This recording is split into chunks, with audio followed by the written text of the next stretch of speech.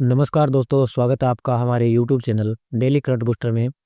और आज हम आपके लिए लेकर आए एक नया सेशन केंद्र और राज्य सरकार की जो योजनाएं हैं उन सभी के बारे में। केंद्र और राज्य सरकार की टोटल नई योजनाएं 2025 से लेकर 2026 तक की टोटल योजनाएं हैं, उनका फुल अपडेट वीडियो आपको ये मिलने वाला है। तो चलिए इन योजनाओं के बारे में चर्चा करते हैं। तो वीडियो की शुरुआत करते हैं। क्वेश्चन नंबर फर्स्ट है कि प्रधानमंत्री नरेंद्र मोदी द्वारा 3 नवंबर 2025 को 3 नवंबर 2025 को लॉन्च की गई आरडीआई योजना का कुल बजट आवंटन कितना है और इसका क्रियान्वयन कौन सा विभाग करेगा। तो इसका जो बजट आवंटन है वो 1 लाख करोड़ रुपए है। कौन सी योजना का? आरडीआई योजना। और यह जो क्रियान्वयन विभाग है वो करेगा विज्ञान और प्रौद्योगिकी विभाग है, डीएसटी। ये इसका क्रियान्वयन करेगा। तो research development and innovation RDI योजना का उद्देश्य निजी कंपनियों, स्टार्टअप्स और बड़े टेक प्रोजेक्ट को नए आविष्कार और एआई ड्रोन तकनीक के लिए वित्त पोषित करना है। इसका बजट है जो 1 लाख रुपए है और यह department of science and technology DST के तहत कार्य करेगा। तो इस योजना का जो पूरा नाम है वो है research development and innovation RDI. और जो विभाग है विज्ञान प्रौद्योगिकी विभाग डीएसटी है, इसका फुल फॉर्म है department of science and technology. और इसका जो बजट है वो कितना है? 1 लाख रुपए। अगला नेक्स्ट क्वेश्चन आता है कि पीएम सेतु योजना जिसे 4 अक्टूबर 2025 को लॉन्च किया गया था, उसका प्राथमिक उद्देश्य क्या है? तो वह देश के 1000 आईटीआई का आधुनिकीकरण और स्किल इकोसिस्टम बनाना। तो पीएम सेतु योजना है वो बिहार में लॉन्च की गई थी। इसका बजट है वो 60,000 करोड़ रुपए है और इसे विश्व बैंक और एशियन डेवलप बैंक एडीबी के सहयोग से चलाया जा रहा है। अगला नया नेक्स्ट क्वेश्चन है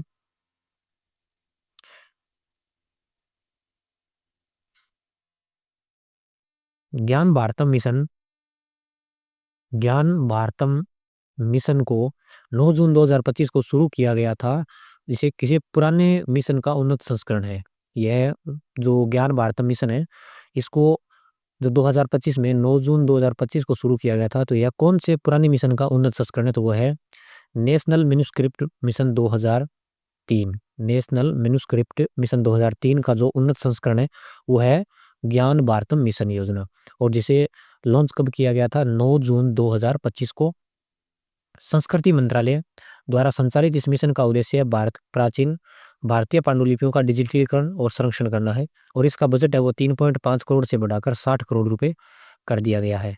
नेक्स्ट क्वेश्चन आता है कि केंद्रीय गृह मंत्री अमित शाह द्वारा शुरू की गई ईएफआईआर पहल के किस तरह के हेल्पलाइन नंबर पर कॉल करने पर जीरो एफआईआर है वो स्वतः जनरेट हो जाएगी। तो ईएफआईआर है उसके लिए जो नंबर है वो है 1930 इन नंबर पर कॉल करने पर जीरो एफआईआर है जो ऑटोमेटिक जनरेट हो जाएगी। तो साइबर फ्रॉड जैसे ऑनलाइन स्कैम से पीड़ित व्यक्ति है वो 1930 हेल्पलाइन नंबर या एनसीआरपी पोर्टल पर रिपोर्ट कर सकता है। और रिपोर्ट ऑटो जीरो एफआईआर बनाएगा जिससे 3 दिन के भीतर साइबर पुलिस स्टेशन जाकर फॉर्मल एफआईआर में बदलना अनिवार्य होगा। अगला नेक्स्ट क्वेश्चन आता है कि कृषि एवं किसान कल्याण मंत्रालय द्वारा शुरू की गई क्रॉपिक पहल का मुख्य कार्य क्या है? तो क्रॉपिक जो पहल है उसका किसानों द्वारा खेत की फोटो भेजकर फसल बीमा का दावा करना, ये इस पहल का मुख्य कार्य है। तो प्रधानमंत्री फसल बीमा योजना के तहत एक तकनीकी आधारित प्रणाली है।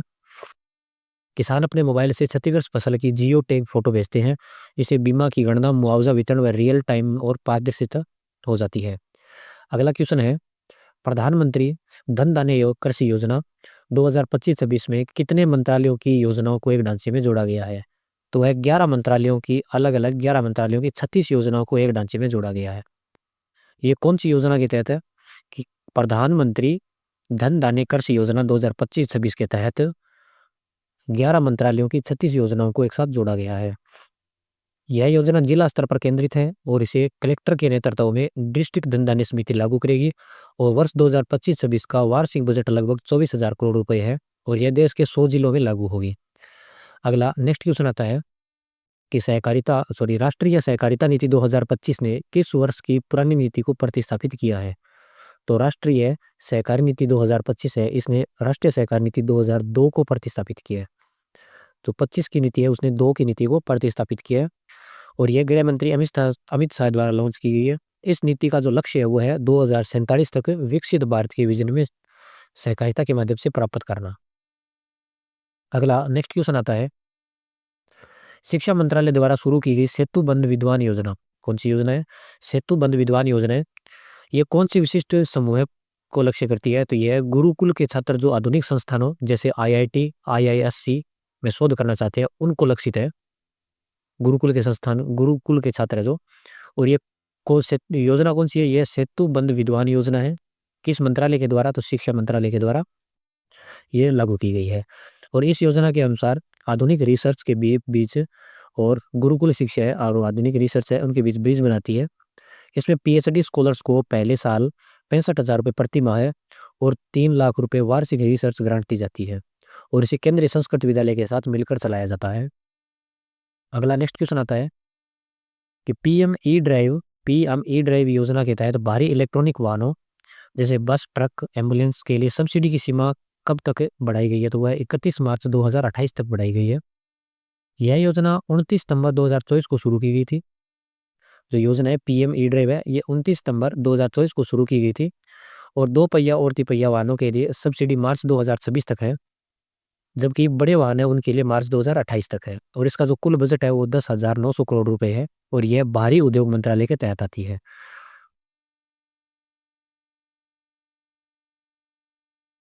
चलिए इसी के साथ कुछ महत्वपूर्ण कंटेंट है आपके लिए जो हमारे YouTube channel daily current booster पर आपको देखने को मिल जाएंगे। हमारा जो यूट्यूब चैनल है डेली करंट बूस्टर, इस पर आपको ये काफ़ी महत्वपूर्ण कंटेंट जैसे बजट 2025 के बारे में टोटल फुल अपडेट वीडियो नए पैटर्न के आधार पर आपके लिए क्वेश्चन तैयार किए गए हैं, उसका एक सेपरेट वीडियो आपको मिलने वाला है। और इसी के साथ महामैराथन जनवरी से दिसंबर 2025 के 500 मोस्ट इंपोर्टेंट क्वेश्चन है जो नए पैटर्न के आधार पर और नए एंगल से क्वेश्चनों को डिटेल में बताया गया है आप लोगों को और वन लाइनर के मेथड पर आपको मिलने वाले हैं। तो एक बार ज़रूर हमारे यूट्यूब चैनल पर जाएँ और इन वीडियोज़ को देखकर अपने तैयारी को और बेहतरीन बनाएँ। चलिए नेक्स्ट क्वेश्चन पर चलते हैं। क्वेश्चन है, पीएम विकसित भारत रोजगार योजना के तहत किस आयु वर्ग के समूह को लक्षित किया गया है और उसका बजट कितना है? तो पीएम विकसित भारत रोजगार योजना, इसके तहत युवा वर्ग को लक्षित किया गया है और लगभग 1 लाख करोड़ रुपए यानी लगभग 1 लाख करोड़ रुपए बताया जा रहा है, वो 99,446 करोड़ रुपए इसका बजट है।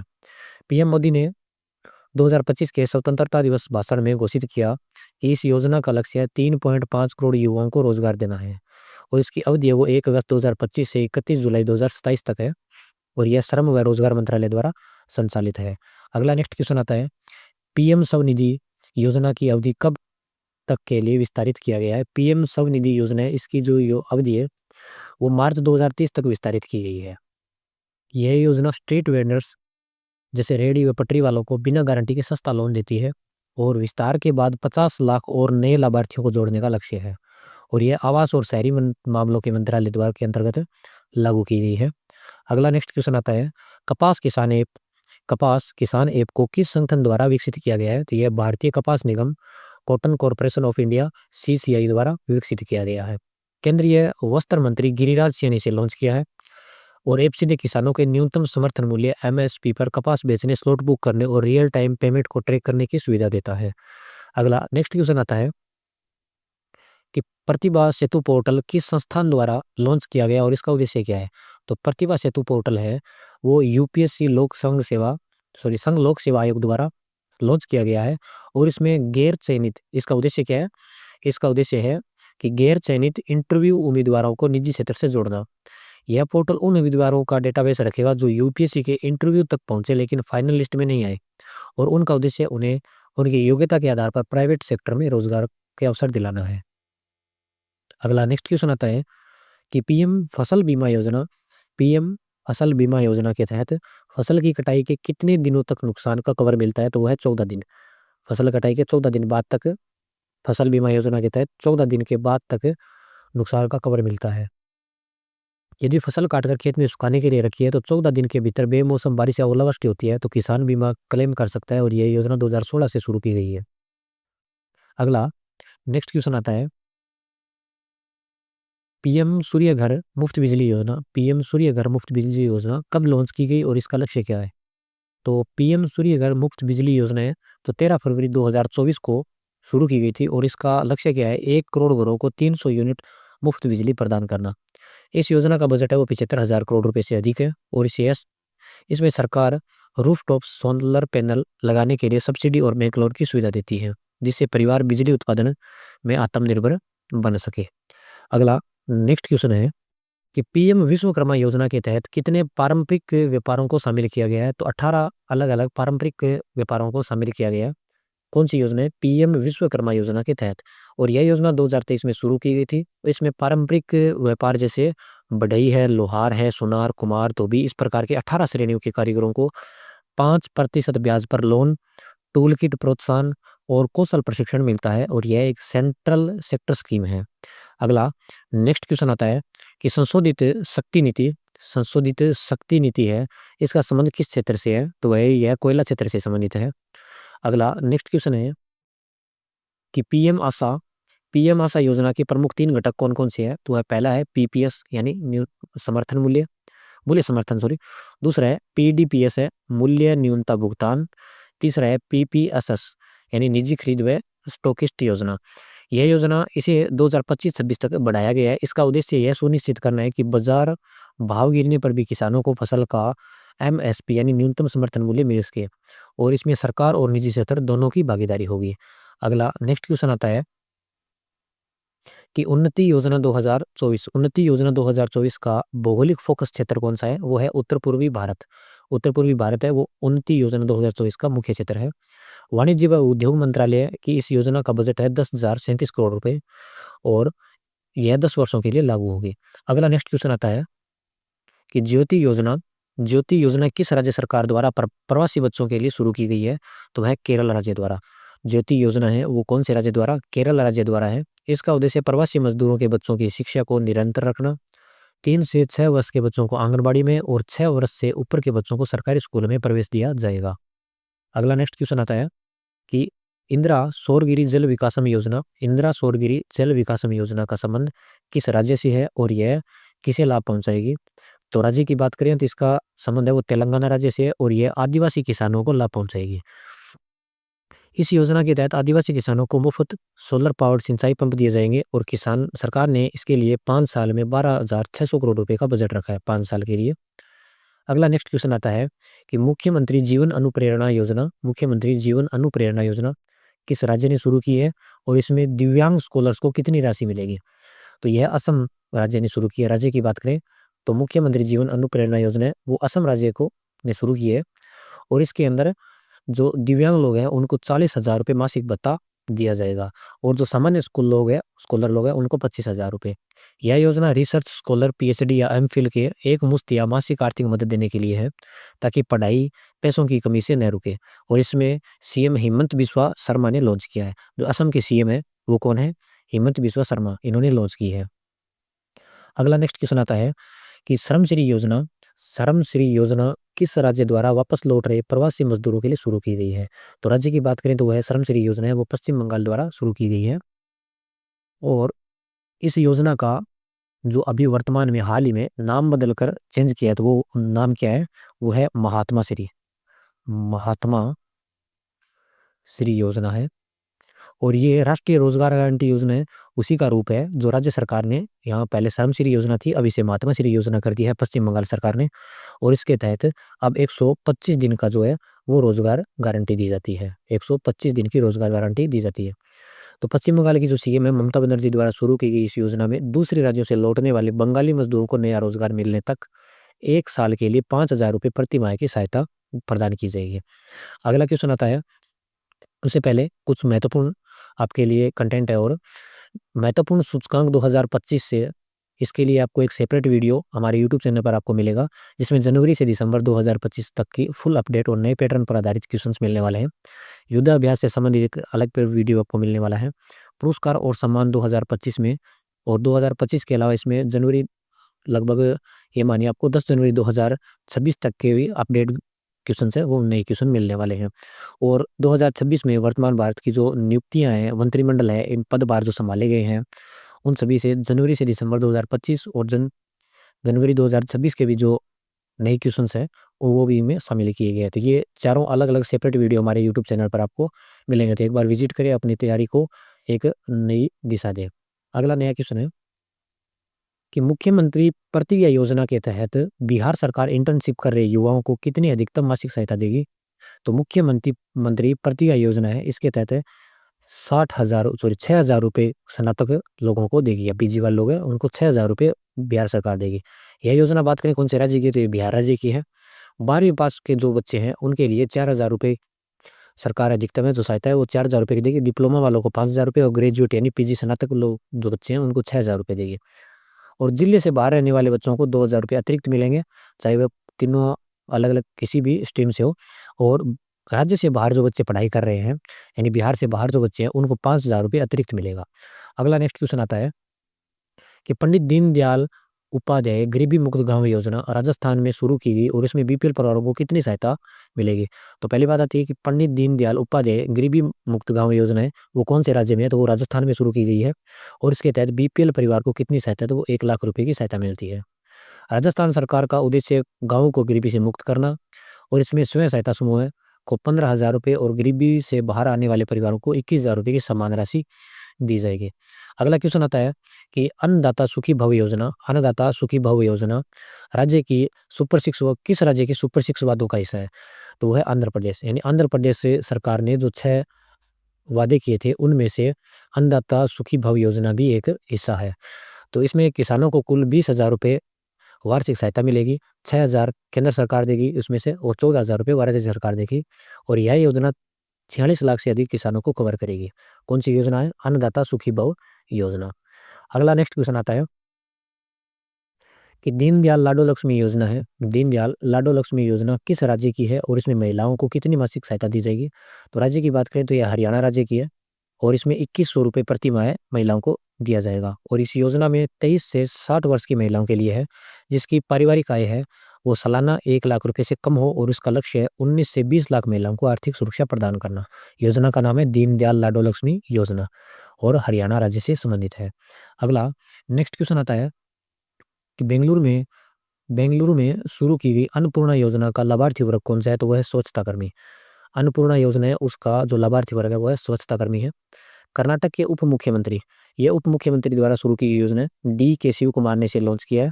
और इसमें स्वच्छता कर्मियों को भोजन राशन खरीदने के लिए स्मार्ट कार्ड के माध्यम से 1,500 रुपये प्रति माह दिए जाएंगे। अगला नेक्स्ट क्वेश्चन आता है कि अनबू करंगल अनबू करंगल योजना तमिलनाडु में किस उद्देश्य से शुरू की गई है? तो अनाथ बच्चों की मदद के लिए।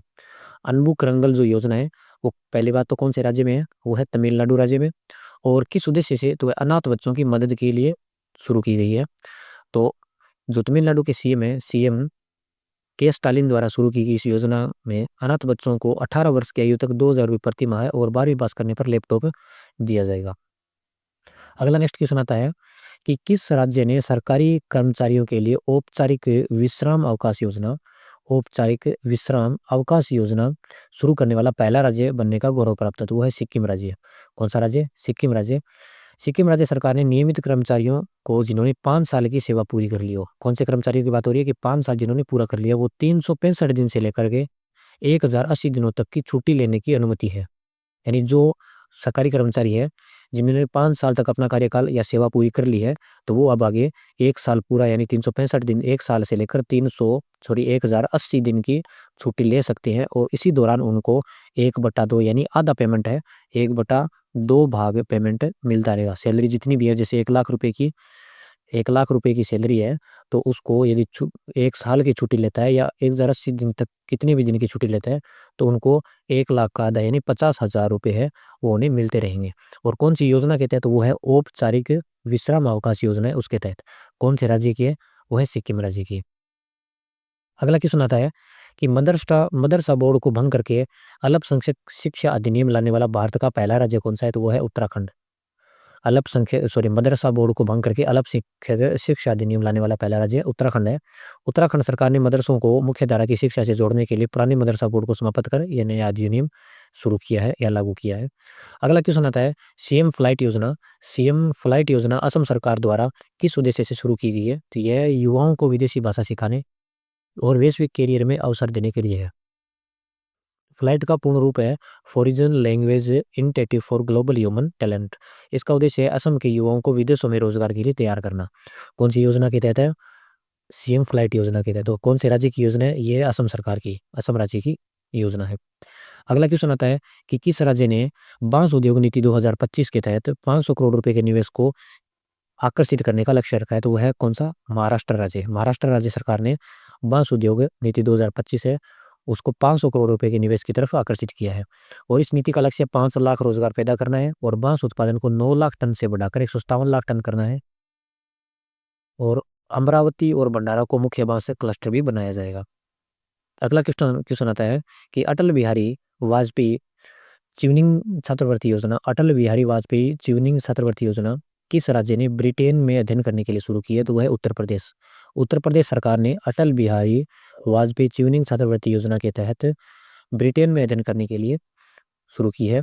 तो यूपी सरकार ने मेधावी छात्रों को यूनाइटेड किंगडम यानी यूके में उच्च शिक्षा प्राप्त करने के लिए वित्तीय सहायता देने के हेतु इस योजना को मंजूरी दी है। अगला क्वेश्चन आता है कि हिमाचल प्रदेश द्वारा शुरू की गई राजीव गांधी वन संवर्धन योजना का मुख्य क्षेत्र क्या है? तो वह है पर्यावरण संरक्षण करना। वो राजीव गांधी वन संरक्षण संवर्धन योजना है वो कौन से राज्य की है? हिमाचल प्रदेश की है। यह योजना वनीकरण और पर्यावरण सुरक्षा की दिशा में एक महत्वपूर्ण पहल है।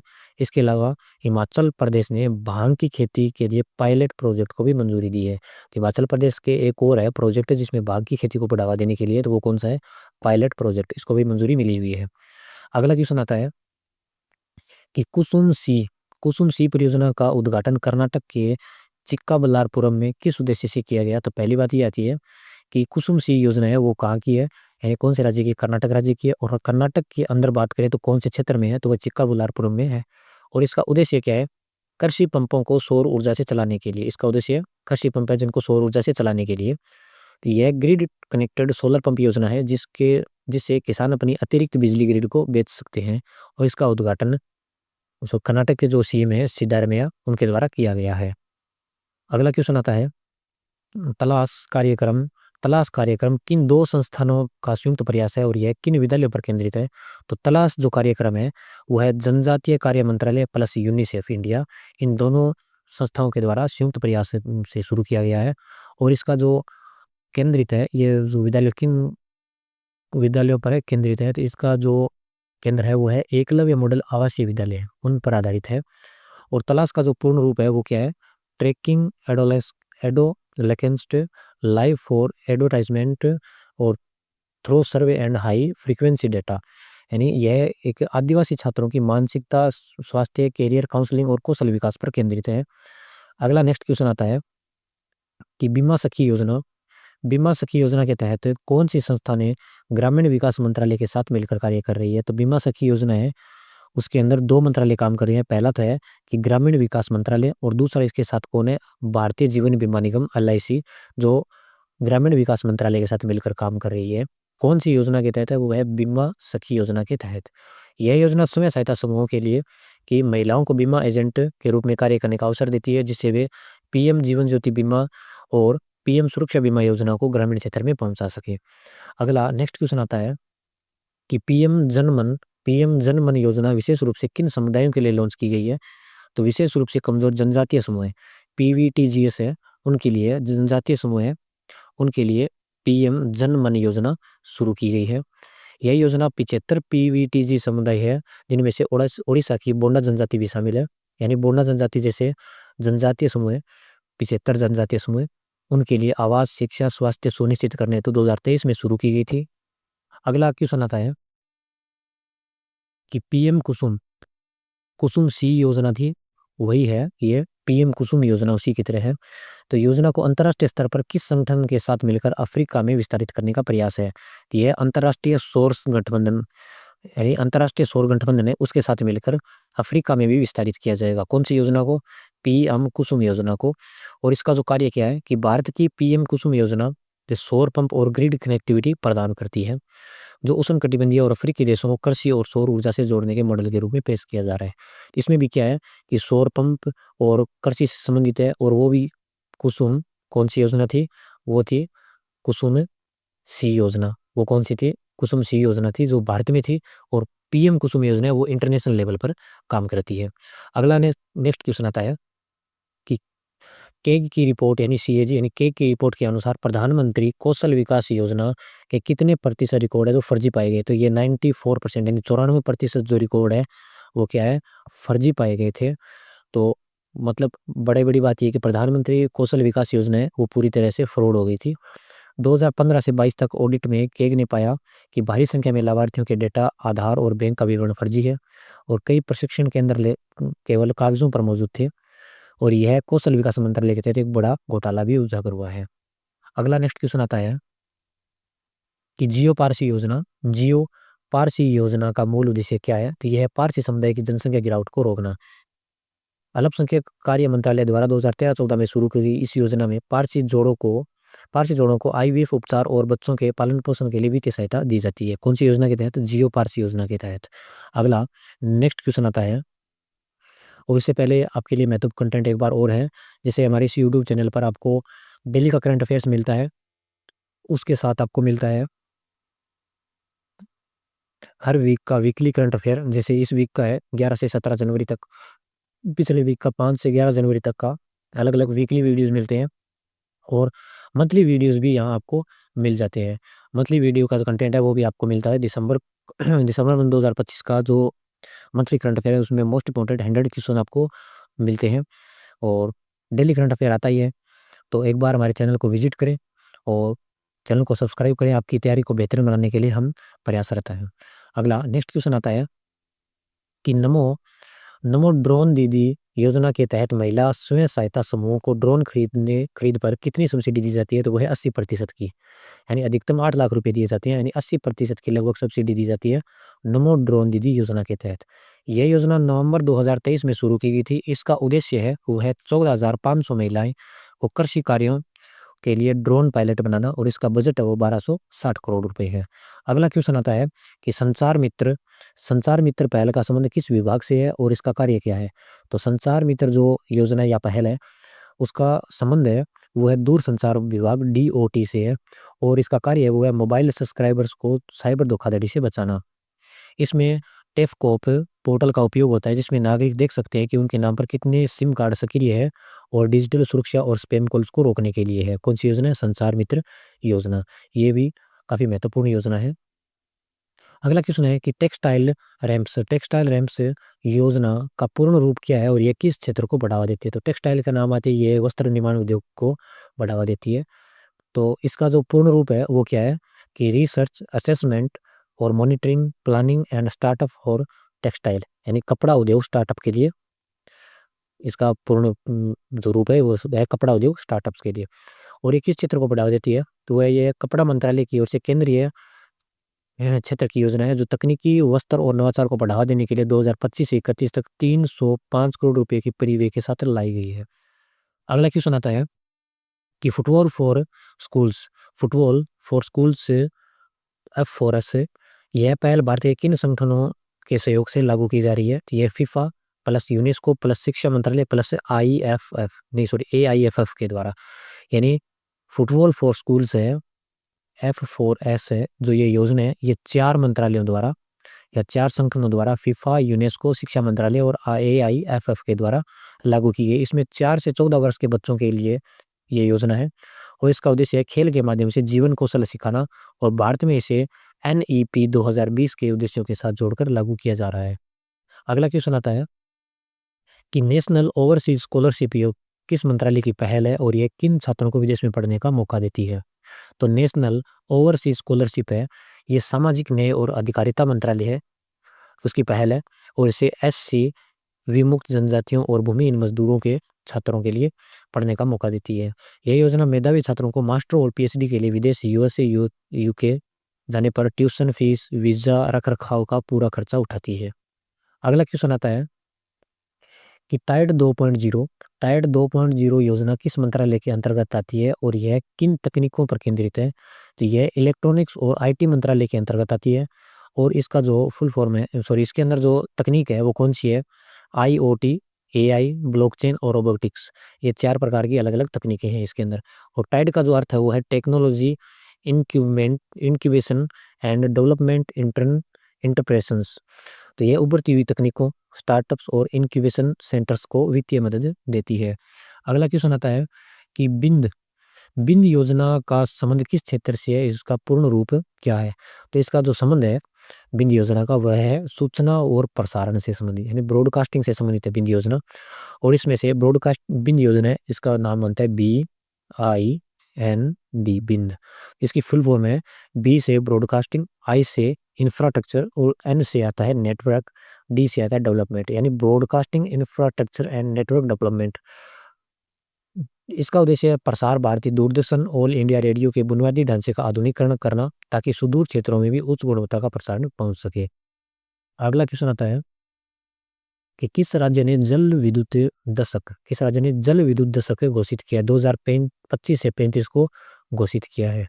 तो राज्य अरुणाचल प्रदेश। अरुणाचल प्रदेश ने 2025 से 35 है उसको जल विद्युत दशक घोषित किया है। तो अरुणाचल प्रदेश सरकार ने राज्य में जल विद्युत क्षमता का दोहन करने और बुनियादी ढांचे को विकसित करने के लिए अगले 10 वर्षों को हाइड्रो पावर दशक के रूप में मनाने की घोषणा की है। अगला क्वेश्चन आता है कि राजभवन अंधन योजना, राजभवन अन्न धन नहीं है, ये अंधन है, ये है अंधन नहीं कि अन्न धन। यह राजभवन अंधन योजना किस राज्य के राज्यपाल द्वारा शुरू की है? तो ये गोवा राज्य के राज्यपाल द्वारा शुरू की गई है। गोवा राज्य के जो राज्यपाल है वो है PS श्रीधरन पिल्लई ने अपनी पुस्तकों की रॉयल्टी से प्राप्त राशि का उपयोग करके कैंसर और डायलिसिस रोगियों को 25,000 रुपए की सहायता देने के लिए किया है। कौन सी योजना है? राजभवन अंधन योजना। अगला क्वेश्चन आता है कि थिल्लिक वंदनम योजना किस राज्य की है और उसका लाभार्थी कौन है? तो ये उत्तर प्रदेश राज्य की है और ये स्कूली बच्चों की माताएं हैं वो इसका लाभार्थी वर्ग है। ये आंध्र प्रदेश सरकार की है थिल्लिक वंदनम योजना। इस योजना के तहत स्कूल जाने वाले बच्चों की माताओं को 15,000 रुपये वार्षिक सहायता दी जाएगी ताकि बच्चों की शिक्षा में बाधा न आए।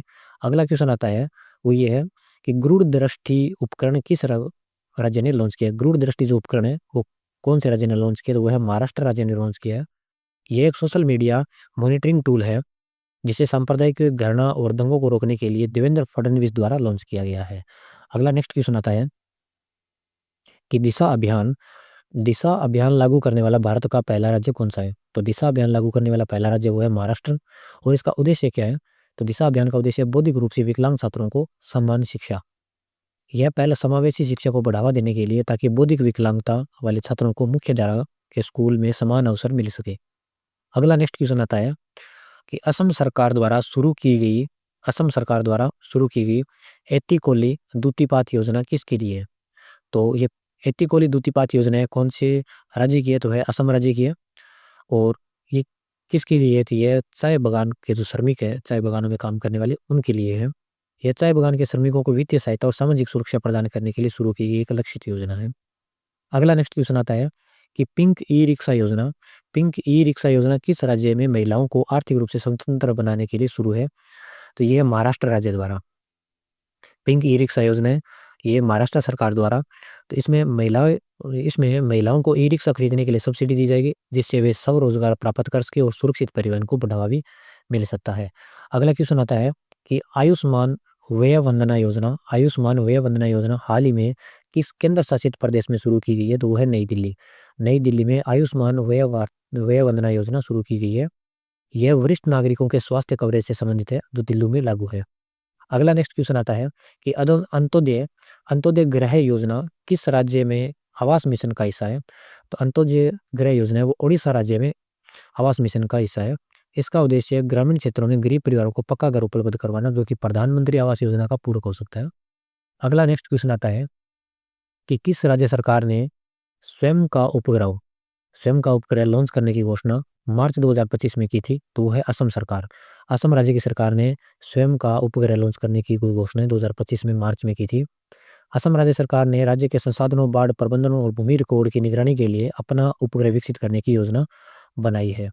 अगला नेक्स्ट क्वेश्चन आता है कि मिस योजना कृषि क्षेत्र में किस कार्ड से जुड़ी है और इसमें कितनी छूट मिलती है? तो मिस का जो फुल फॉर्म है वो है मॉडिफाइड इंटरेस्ट सबनेटिव स्कीम। तो मॉडिफाइड इंटरेस्ट सबनेटिव स्कीम है। तो यह कौन से कार्ड से जुड़ी है? तो यह किसान क्रेडिट कार्ड यानी KCC से जुड़ी हुई है। और उसमें कितनी छूट मिलती है? तो वो है 3% की छूट मिलती है।